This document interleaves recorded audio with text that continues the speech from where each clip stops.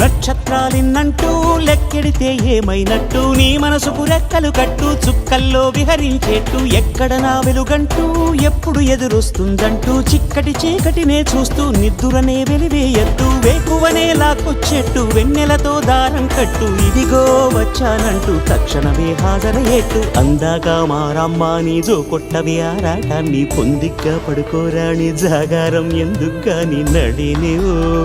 హరినివో తరుణివో మురిపించి ముద్దుల గుమ్మ